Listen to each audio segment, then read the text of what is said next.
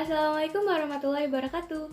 Perkenalkan, nama saya Melianawati Hodijah dari kelas C, jurusan Tadris Matematika, Fakultas Tarbiyah dan Ilmu Keguruan dengan NIM 2008105073.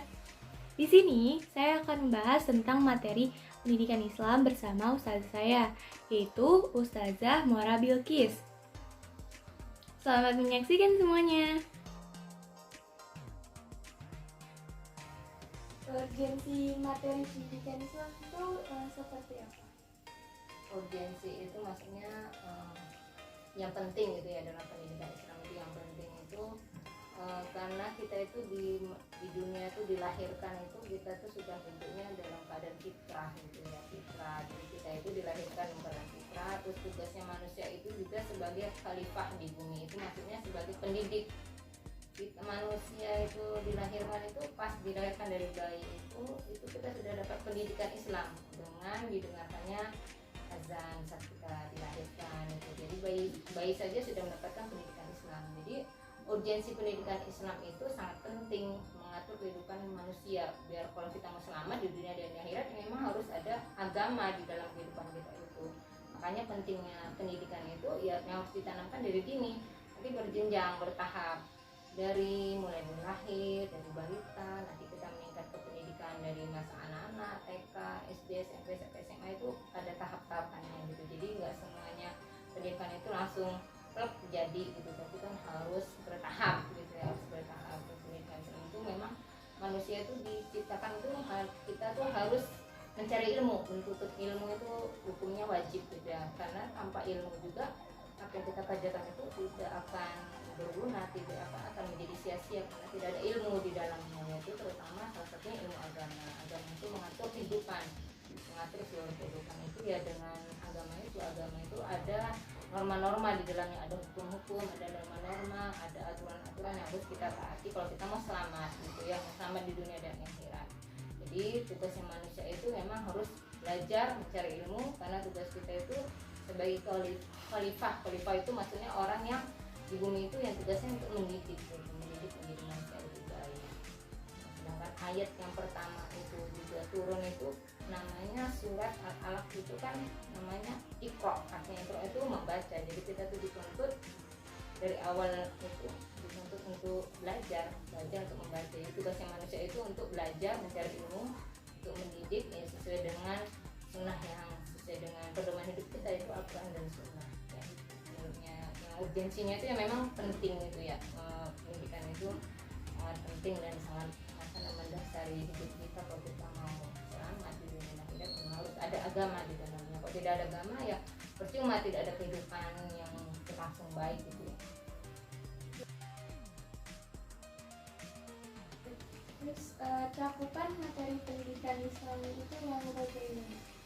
Cakupan itu maksudnya ya cakupan kayak ruang lingkup itu ya macam-macam. Setiap pendidikan itu ada ininya, macam-macamnya itu. Misalnya ada yang orang mengajarkan, misalnya yang orang mengajar itu para pendidik, ada para pendidiknya, ada murid yang diajar atau pendidik murid yang diajar ya. Terus ada media pendidikannya apa gitu, terus metodenya apa yang disampaikan. Terus misalnya ada ada pendidik, ada murid, ada media pendidiknya, ada metodenya, ada tujuan pendidikannya seperti apa, ada tuh alat-alat yang dipakai itu seperti apa gitu. Nah itu kan semuanya ruang lingkupnya. Nanti di dalam itu tuh ada ini juga, ada materi yang disampaikan. Misalnya materinya tuh yang pertama itu misalnya kayak kita mengenal tuh tauhid gitu ya, ada tauhid, nanti ada akidah, ada macam-macam syariah itu ada. Jadi ada tauhid, akidah, ada tarik juga. Tarik itu misalnya sejarah zaman dulu yang pedoman buat kita, supaya kita mengetahui sejarah dulu itu seperti apa. Itu kita berpedomannya pada Al-Quran dan Sunnah Rasulullah gitu ya. Makanya kita berpedoman pada Al-Quran dan hadis gitu. Hadisnya yaitu kita mengikuti sunnah Rasulullah itu. Misalnya tadi itu cakupannya ya, cakupannya itu seperti itu. Nanti di dalam itu kan ada lagi materi yang kita dapat di dalam pendidikan itu banyak. Ada akidah juga, nanti kita ada belajar fikih, ada misalnya ada tarik, ada macam-macam macam gitu ya. Akhlak itu juga sangat penting, karena kalau orang berilmu itu tanpa akhlak ya tidak ini, karena tidak sejalan. Jadi kita punya ilmu itu mengatur supaya kita akhlak itu tuh lebih baik gitu. Misalnya kita bagaimana cara bersikap sama manusia itu seperti apa, bisa sama makhluk sosial, terus bagaimana kita itu bersikap sama orang lebih tua seperti apa, bagaimana cara kita, hubungan kita dengan Rasul, dengan Allah itu sebagai pencipta kita seperti apa hubungannya, hubungan kita sama manusia seperti apa, hubungan kita dengan sesama makhluk lain juga seperti apa. Itu misalnya yang mencakup kayak akhlaknya kita, itu pribadinya kita gitu. Kalau misalnya manusia tanpa akhlak tanpa pendidikan seperti orang yang tidak mengenal Tuhan gitu, karena kan tidak tahu cara menghormati, bagaimana bersikap gitu ya. Makanya agama itu ada aturannya, ada norma-norma yang mengatur, ada hukumnya. Kalau kita tidak melakukan sesuai dengan jalannya, kita harus terima akibatnya ya segala macam ya, banyak mungkin ya dikucilkan dari masyarakat, atau misalnya hukumnya yang terburuk ya mungkin penjara gitu ya. Penjara itu kalau di dunia, kalau di akhirat kan neraka hukumannya kalau kita sesuai dengan aturannya. Misalnya mencuri, di dunia hukumnya penjara, kalau di akhirat kan ada hukumannya gitu kan. Semuanya pasti ada yang mengatur, ada sebab akibat gitu.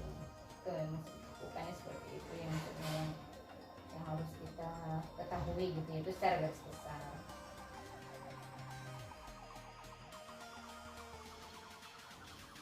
Terus manfaat materi pendidikan Islam itu gimana?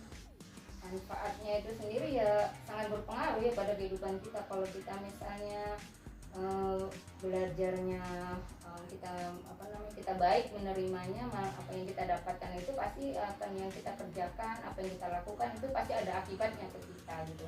Kalau kita berpegang teguh pada Al-Quran dan Sunnah Rasulullah itu ya pasti akan membuat kehidupan kita itu menjadi lebih baik, lebih sejahtera gitu kan, lebih aman, tentram.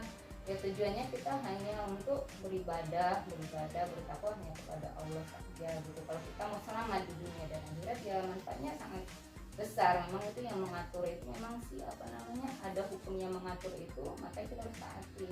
Kalau kita tidak taati ya pasti akan dunianya sengsara gitu ya, hidup tidak tenang, kayak gelisah mungkin ya gitu ya, karena kan dia hidup itu buat apa gitu, tujuan hidup itu tidak karuan gitu tuh. Misalnya tidak ada tujuan yang tentu, misalnya kita pengen mendapatkan sesuatu dengan cara apa, misalnya kita pengen dapat beasiswa dengan cara apa ya belajar gitu ya, belajar, nanti dampaknya kita dapat beasiswa gitu. Kalau kita males gitu, nggak mau kerja apa-apa tapi pengen dapat beasiswa kan nggak akan tercapai. Semuanya ada proses ya itu. Jadinya kalau kita memang pengen tenang ya itu kita yang harus berpegang teguh pada Al-Quran, hadis dan sunnah Rasul. Intinya seperti itu. Manfaat kita dapatkan banyak memang ya, salah satunya itu hidup tenang, tujuan hidup itu tercapai gitu ya. Jadinya segala sesuatunya itu berjalan sesuai dengan aturannya gitu kan. Jadi apa yang kita dapatkan juga pasti ada balasannya.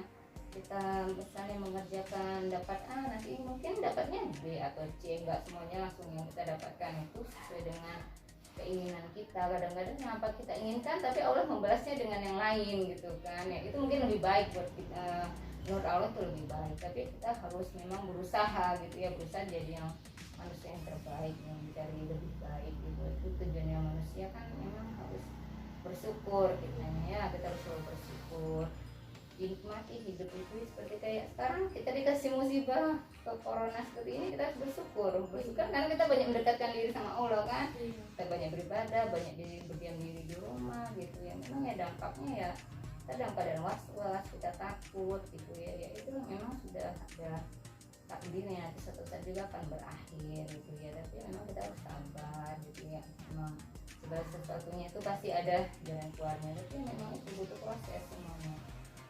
Dalam keadaan seperti ini bagaimana kita hanya bisa pasrah ya, berdoa, berikhtiar juga gitu ya, nggak takut banget ya, nggak, namanya juga musibah itu dari Allah kan, juga akan selesai juga, Allah juga yang menginginnya dan berusaha. Sekian materi dari saya dan ustazah saya, yaitu Ustazah Mora Bilqis. Apabila ada kesalahan mohon dimaafkan. Wassalamualaikum warahmatullahi wabarakatuh.